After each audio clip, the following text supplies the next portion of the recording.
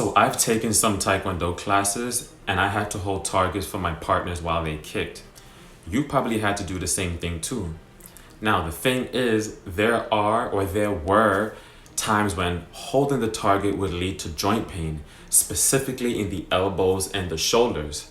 So in this video, I'm going to show you how people normally hold the targets and how you should hold the target, especially if your partner is powerful.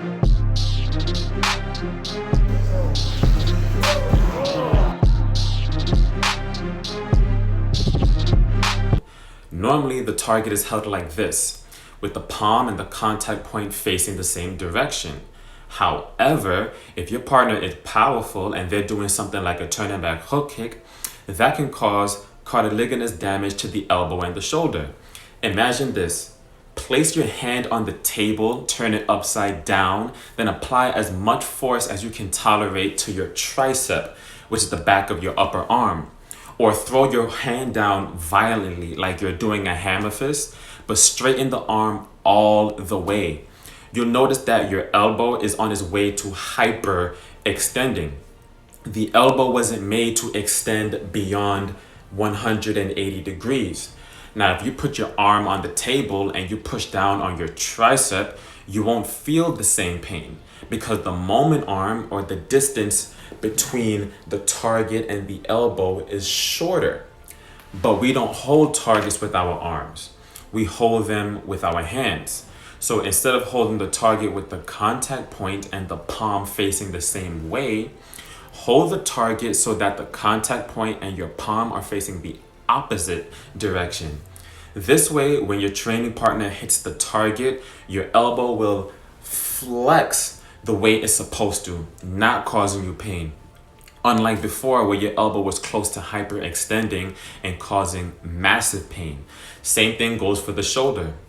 The most vulnerable position of the shoulder is when it's externally rotated and abducted, the textbook way to dislocate a shoulder. And this is the position normally used when holding a target. So if your training partner technique is powerful, you should hold it with less abduction. So bring the arm closer to the body by stepping towards your arm, or once again, hold the target with the contact point facing the opposite direction of the palm. This way, the shoulder isn't in a vulnerable, abducted, externally rotated position, but instead, when the target is hit, the shoulder will adduct and get closer to the body and internally rotated, which are the two opposite motions that were hurting your arm before.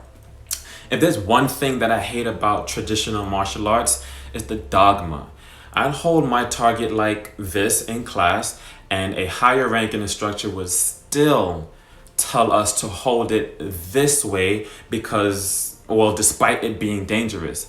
And when you eventually get injured or hurt, you're probably going to hear something like, "We all felt that," or "We've all been through that," or the most abused phrase of all, "You're just getting older," or "It's part of the training." Look, any step that we can take to lessen the risk of pain and injury when we practice should be taken.